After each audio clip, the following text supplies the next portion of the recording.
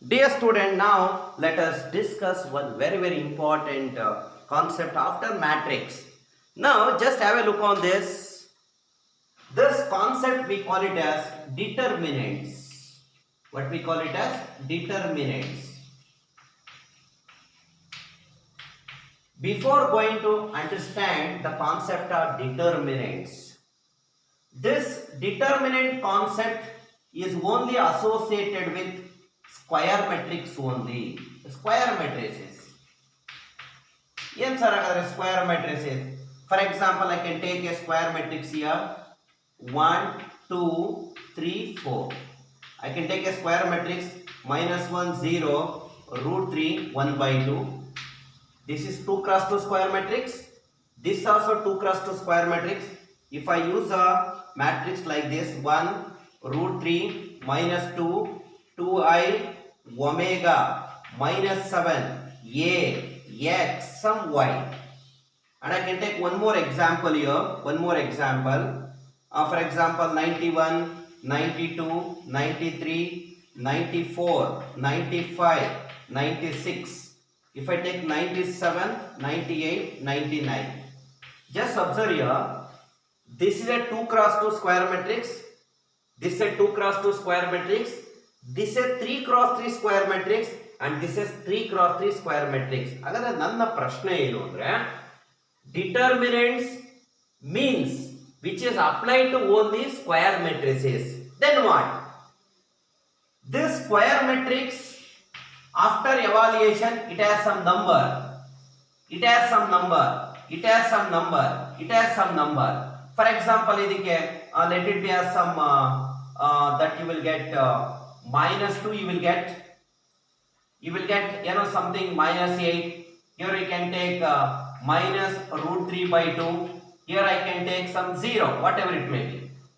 So these values are obtained after evaluating these square matrix ಅಂತ ಕರ್ಕೋತೀವಿ. ಹಾಗಾದ್ರೆ meaning ಏನು? ಈ ಸ್ಕ್ವೇರ್ ಮ್ಯಾಟ್ರಿಕ್ಸ್ ನ ಎವಾಲ್ಯೂಯೇಟ್ ಮಾಡಿದ್ರೆ you will get -2. ಈ ಸ್ಕ್ವೇರ್ ಮ್ಯಾಟ್ರಿಕ್ಸ್ ನ ಎವಾಲ್ಯೂಯೇಟ್ ಮಾಡಿದ್ರೆ you will get -8. let it be ಅಷ್ಟೇ ಬರುತ್ತೆ ಅಂತಲ್ಲ ಒಂದು ಎಕ್ಸಾಂಪಲ್. ಈ ಸ್ಕ್ವೇರ್ ಮ್ಯಾಟ್ರಿಕ್ಸ್ ನ ಎವಾಲ್ಯೂಯೇಟ್ ಮಾಡಿದ್ರೆ you will get -√3 by 2. ಈ ಸ್ಕ್ವೇರ್ ಮ್ಯಾಟ್ರಿಕ್ಸ್ ನ ಎವಾಲ್ಯೂಯೇಟ್ ಮಾಡಿದ್ರೆ ಆನ್ಸರ್ ಏನ್ ಬರ್ತಾ ಇದೆ? 0. ಹಾಗಾದ್ರೆ ಸ್ಕ್ವೇರ್ ಮ್ಯಾಟ್ರಿಕ್ಸ್ ಗಳನ್ನ ಎವಾಲ್ಯೂಯೇಟ್ ಮಾಡಿದ್ರೆ ಏನೋ ಒಂದು ನಂಬರ್ ಬರ್ತಾ ಇದೆಯಲ್ಲ, ಆ number V call it real number. ಏನಂತ ಕರಿಬೇಕು? Real number. ಈ ರಿಯಲ್ ನಂಬರ್ಸ್ ನೇ V call it as determinant value ಅಂತ ಕರಿತೀವಿ. What we call it as determinant value. ಹಾಗಾದ್ರೆ ಮಕ್ಕಳ ಏನಾಗಾದ್ರೆ ಡಿಟರ್ಮಿನೆಂಟ್ ಅಂದ್ರೆ ಏನು? ಇಲ್ಲಿ ತಗೊಂಡಿರೋವೆಲ್ಲ ಎಂತ ಮ್ಯಾಟ್ರಿಕ್ಸ್ ಗಳು? Square matrix. ಆ ಸ್ಕ್ವೇರ್ ಮ್ಯಾಟ್ರಿಕ್ಸ್ ನ ಎವಾಲ್ಯೂಯೇಟ್ ಮಾಡಿದಾಗ ನಿಮ್ಗೆ ಎಂತ ಆನ್ಸರ್ ಬರ್ತಾ ಇದೆ? Real number. ಅದನ್ನೇ we call it as determinant ಅಂತ ಕರಿತೀವಿ. ಹಾಗಾದ್ರೆ what is the meaning of that? every square matrix is associated with real number. That real number is called as determinant value ಅಂತ ಕರಿತೀವಿ. ಬಟ್ ಡೆಫಿನೇಷನ್ ಹೇಗೆ ಹೇಳಬೇಕು? determinant is nothing but determinant is a function. Determinant is a function. Determinant is a function from set of all square matrices. Set of all square matrices to set of all real numbers. Definition ಅರ್ಥ ಮಾಡ್ಕೊಳ್ಳಿ. What you mean by determinants ಅಂದ್ರೆ determinant is a function from ಎಲ್ಲಿಂದ? set of all square matrices to the set of all what? real number. We call it as a determinants ಅಂತ ಕರಿತೀವಿ. Determinant is usually denoted by, ನೋಡಿ ಗಮನ ಕೊಡಿ, determinant is denoted by delta ಅಂತ ಬರ್ಕೋತೀವಿ. or we can simply use this symbol. ಈ symbol ನ ಉಪಯೋಗಿಸ್ಕೋತೀವಿ. ಇಲ್ಲಿ ನೋಡಿ, if A is any square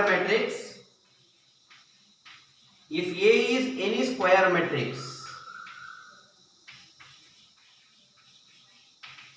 whose determinant value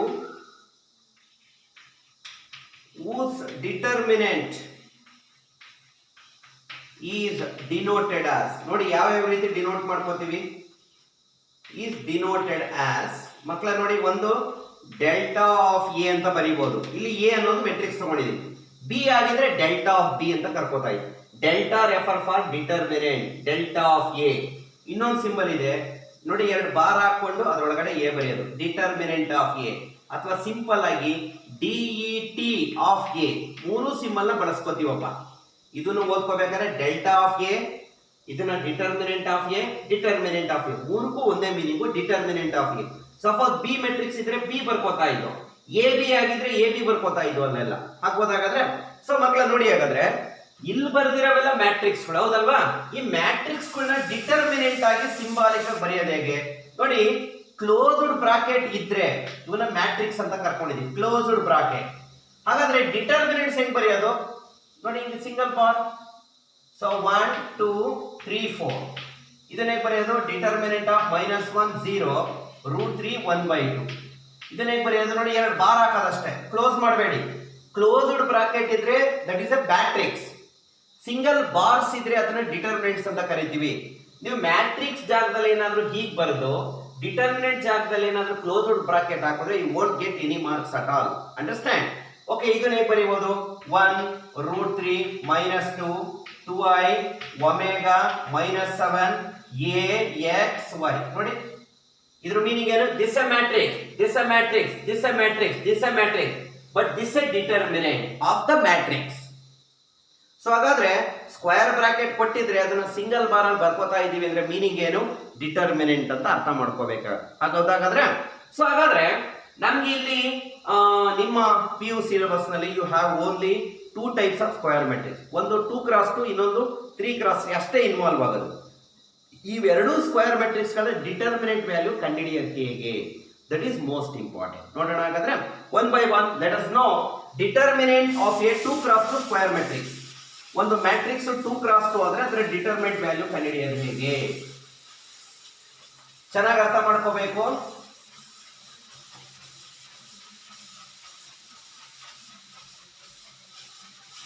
Okay, the first thing is determinant of 2x2 square matrix.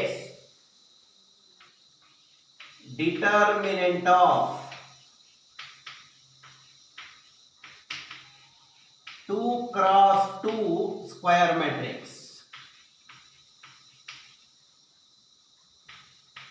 ನೀಟಾಗಿ ಅರ್ಥ ಮಾಡ್ಕೊಳ್ಳಿ. Determinant of 2x2 square matrix. ಒಂದು matrix ತಗೋಣ, ಅದು 2x2 ಮ್ಯಾಟ್ರಿಕ್ಸ್ ಆಗಿದೆ, ಅದರ ಡಿಟರ್ಮಿನೆಂಟ್ ವ್ಯಾಲ್ಯೂ ಕಂಡುಹಿಡಿಯೋದು ಹೇಗೆ, let us understand this. Let suppose this is a matrix is equal to, ಗಮನ ಕೊಡಿ ಕೇರ್ಫುಲ್ ಆಗಿ, A B C D. 2x2 square matrix ಅಲ್ವಾ. ಈಗ ಈ 2x2 ಸ್ಕ್ವೇರ್ ಮ್ಯಾಟ್ರಿಕ್ಸ್ ನಾವೇನು ಕಂಡುಹಿಡಿಯಬೇಕು, ಡಿಟರ್ಮಿನೆಂಟ್. ಹೇಗೆ ಬರೀಬೇಕು ಅಂತ ಹೇಳಿದೆ, ಎ ಇದೆ, ಅದರ ಡಿಟರ್ಮಿನೆಂಟ್ ಅಂದ್ರೆ ಹೀಗೆ ಬರ್ಕೋಬೇಕು, that is equal to determinant of square bracket ತೆಗೆದು ಸಿಂಗಲ್ ಬಾರ್ ಹಾಕಬೇಕು, a b c d. So 2x2 determinant is easily obtained from determinant of a. 2x2 ತಾನೆ, a into d. a ಮತ್ತೆ d ನಾವು principal diagonal elements. ಅಗರ್ answer ಹೆಂಗ್ ಸಿಗುತ್ತೆ, a into d ಮಾಡಿದ್ರೆ a d, ಮಧ್ಯ minus ಹಾಕೋಬೇಕು, formula ನೆನಪಲ್ಲಿ ಇಟ್ಕೋಬೇಕು, ಇಲ್ಲಿಂದನೇ ಬರ್ಬೇಕು, a into d AD ಮಧ್ಯ ಏನು ಹಾಕೋಬೇಕು, ಮೈನಸ್ B into C ಅಥವಾ C into B. What is that, BC. ಹಾಗಾದ್ರೆ determinant of 2x2 is obtained from, ಇವೆರಡು ಯಾವ ಎಲಿಮೆಂಟ್, ಪ್ರಿನ್ಸಿಪಲ್ ಡಯಾಗನಲ್ ಎಲಿಮೆಂಟ್, ಅವೆರಡನ್ನ ಮಲ್ಟಿಪ್ಲೈ ಮಾಡಬೇಕು. Product of P D E minus BC ಅಂದ್ರೆ ಇವು ಸೆಕೆಂಡರಿ ಡಯಾಗನಲ್ ಎಲಿಮೆಂಟ್ಸ್ ಅಂತ ಕರಿತೀವಿ. Product of S D E. ಅಗರ ನೆನಪಲ್ಲಿ ಇಟ್ಕೊಳ್ಳಿ, determinant of 2x2 square matrix is easily obtained by product of the principal diagonal elements minus product of the secondary diagonal elements. ಅರ್ಥ ಮಾಡ್ಕೋಬೋದಾ? Let it be, ಒಂದು example ಕೊಡ್ತೀನಿ ನೋಡಿ, 1 2 3 4 ಅಂತ ಇದೆ, 2x2 ತಾನೆ. ಇದ್ರ ವ್ಯಾಲ್ಯೂ ಹೇಗೆ ಮಾಡೋದು, product of the PDE 1 into 4 is 4, ಮತ್ತೆ ಏನು ಹಾಕೋಬೇಕು, minus product of the STE 3 2s 6. What is that, answer is minus. ಇದನ್ನೇ ಡಿಟರ್ಮಿನೆಂಟ್ ವ್ಯಾಲ್ಯೂ ಅಂತ ಕರೆಯೋದು. ಇನ್ನೊಂದು ಎಕ್ಸಾಂಪಲ್ ತಗೊಳ್ಳಿ, 2 minus 5 3 6 ಅಂತ ಅನ್ಕೋಣ. That is equal to 2 6 product of the PD 6 2s are 12 ಮತ್ತೆ ಏನು ಹಾಕಬೇಕು minus product of the STE 3 into minus 5 what happens here minus 15 minus ನೋಡಿ 3 2 6 12 ಆಯಿತು ಮತ್ತೆ ಏನು ಹಾಕಬೇಕು minus product of the STE 3 into minus 5 ಎಷ್ಟಾಯಿತು minus 15 you can take minus into minus plus 12 plus 15 is what 27 ಈ 27 ಅನ್ನು ಡಿಟರ್ಮಿನೆಂಟ್ ವ್ಯಾಲ್ಯೂ ಅಂತ ಕರ್ಕೋತೀವಿ ಮಕ್ಕಳ ಹಾಕಬಹುದಾದ್ರೆ so once again recall that the determinant of a 2 cross 2 square matrix is easily obtained by product of the principal diagonal elements minus madhya minus ide product of the secondary diagonal elements ಇನ್ನೊಂದು example ಕೊಡಬೇಕು ಅಂದ್ರೆ for example a is equal to ಇಲ್ಲಿ ನೋಡ್ಕೊಳ್ಳಿ a11 a12 a13 a14 ಅಂತ ಅನ್ಕೊಳ್ಳಿ ಸಾರಿ a21 a22 ಇದ್ರ determinant ಕಂಡುಹಿಡಿಯಬೇಕು determinant of A ಈಗಾದ್ರೂ ಬರೀಬಹುದು ಅಥವಾ ಡೆಲ್ಟಾ ಅಂತನಾದ್ರೂ ಬರೀಬಹುದು ಅಥವಾ ಡೆಲ್ಟಾ ಆಫ್ ಎ ಅಂತನಾದ್ರೂ ಬರೀಬಹುದು ಆರ್ ಡಿಟ್ ಆಫ್ ಎ ಅಂತನಾದ್ರೂ ಬರೀಬಹುದು ಅಂತ ಹೇಳಿದ್ವಿ ಇದ್ರ ವ್ಯಾಲ್ಯೂ ಹೆಂಗೆ product of the PDE a11 into a22 minus product of the STE a12 into a21 this is how we are going to find out the determinant of a 2 cross 2 square matrix. Now let us understand how we are going to find out determinant of a 3 cross 3 square matrix. So this is what 3 cross 3. Okay ಮಕ್ಕಳ ತುಂಬಾ simple ಆಗಿದೆ ನೋಡಿ ಅರ್ಥ ಮಾಡ್ಕೊಳ್ಳಿ ಹೇಗೆ ಮಾಡಬೇಕು ಅಂತ ಹೇಳ್ಕೊಡ್ತೀನಿ ತುಂಬಾ ಸಿಂಪಲ್ ಆಗಿ ಹೋಗೋಣ ಗಮನ ಇಟ್ಟು ಕೇಳಿಸ್ಕೋಬೇಕು ಐ ಆಮ್ ಕನ್ಸಿಡರಿಂಗ್ ಒಂದು 3 ಕ್ರಾಸ್ 3 ಸ್ಕ್ವೇರ್ ಮ್ಯಾಟ್ರಿಕ್ಸ್ ನ ಕನ್ಸಿಡರ್ ಮಾಡ್ತಾ ಇದ್ದೀನಿ let that can be taken as A ಇಲ್ಲಿ ಗಮನ ಕೊಡಿ ಕೇರ್ಫುಲ್ ಆಗಿ a1 b1 c1 a2 b2 c2 a3 b3 c3 okay it is A square matrix ಈಗ ಈ ಸ್ಕ್ವೇರ್ ಮ್ಯಾಟ್ರಿಕ್ಸ್ ನಾವೇನ್ ಕಂಡುಹಿಡಿಯಬೇಕು ಡಿಟರ್ಮಿನೆಂಟ್ ವ್ಯಾಲ್ಯೂ ಕಂಡುಹಿಡಿಯಬೇಕು ಹೌದಲ್ವಾ so determinant of A symbol ನೋಡಿ ಡಿಟರ್ಮಿನೆಂಟ್ ಆಫ್ ಎ ಅಥವಾ ಡೆಲ್ಟಾ ಆಫ್ ಎ ಅಂತ ಬರೀಬಹುದು is equal to determinant of a1 b1 c1 a2 b2 c2 a3 b3 c3 ಇಲ್ಲಿ ಕೆಲವು ಇಂಪಾರ್ಟೆಂಟ್ ಕಾನ್ಸೆಪ್ಟ್ ಅನ್ನ ಹೇಳ್ತೀನಿ ಗಮನ ಇಟ್ಟು ಕೇಳಿಸ್ಕೋಬೇಕು while expanding while finding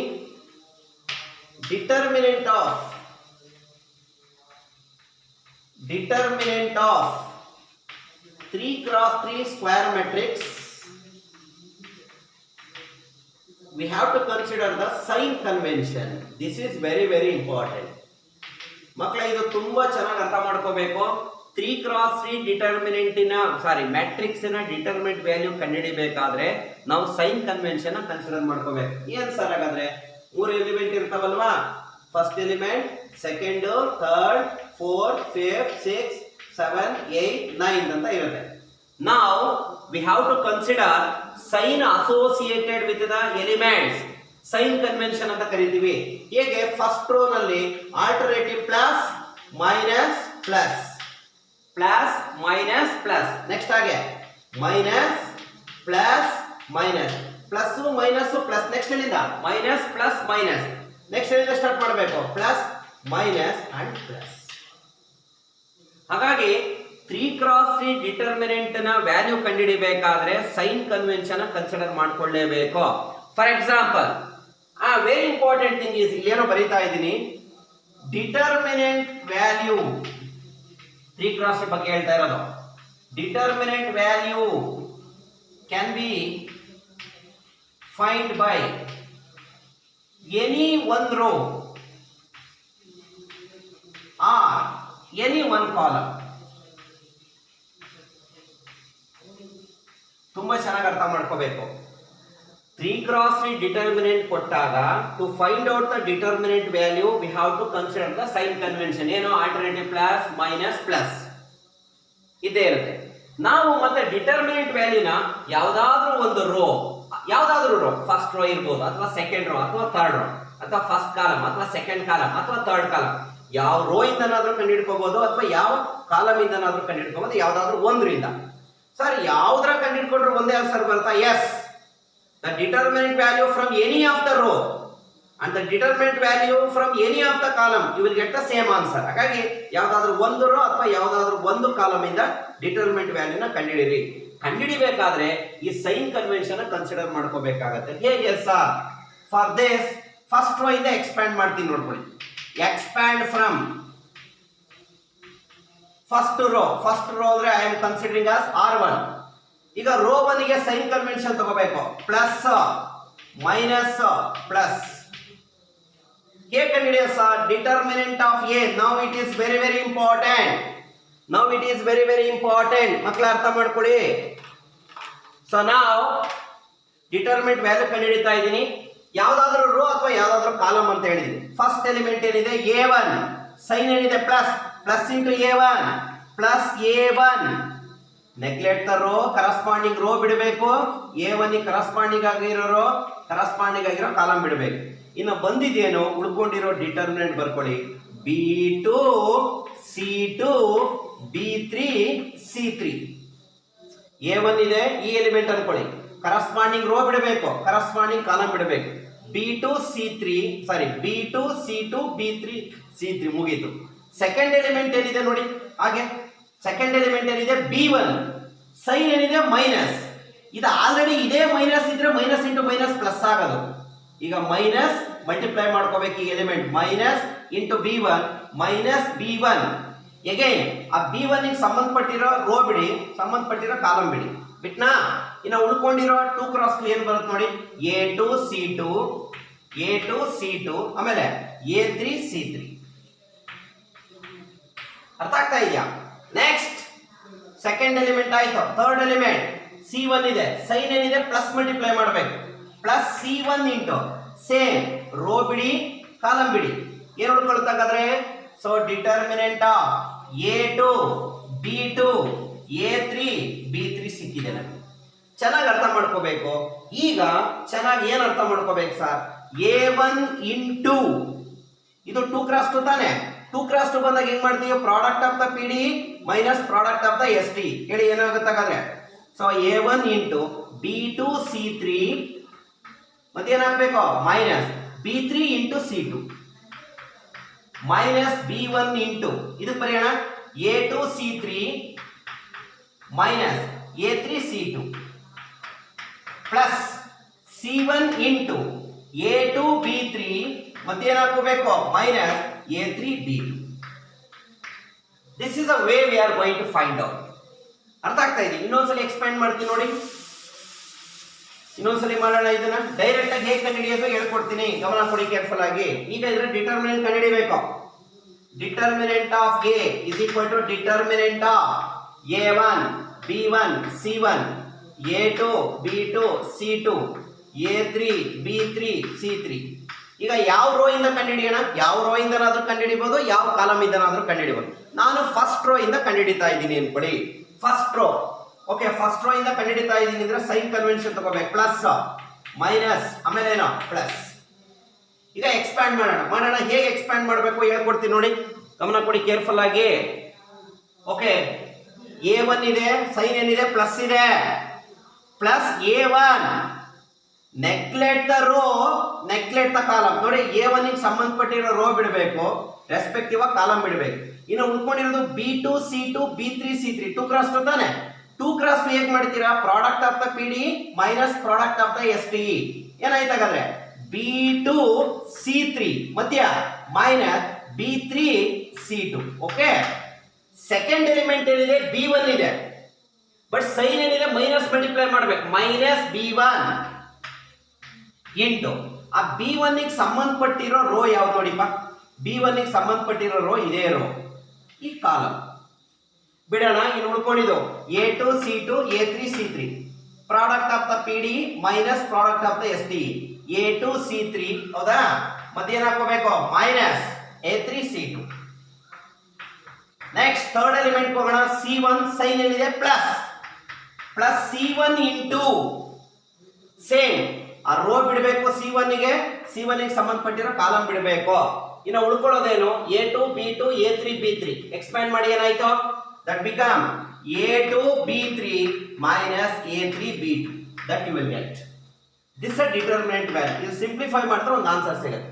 ಹಾಗೆ ಸಪೋಸ್ ನಾನು ಇಲ್ಲ ಸರ್ ನಾನೀಗ ಇದರ ವ್ಯಾಲ್ಯೂನ ಫಸ್ಟ್ ಕಾಲಮ್ ಇಂದ ಕಂಡುಹಿಡ್ಕೋತೀನಿ ಅನ್ಕೊಂಡು. ಫಾರ್ ಎಕ್ಸಾಂಪಲ್ ಫಸ್ಟ್ ಕಾಲಮ್ ನೋಡೋಣ, ಫಸ್ಟ್ ಕಾಲಮ್ ಇಂದ ಆದ್ರೆ ಹೇಗಿರುತ್ತೆ ಅಂತ.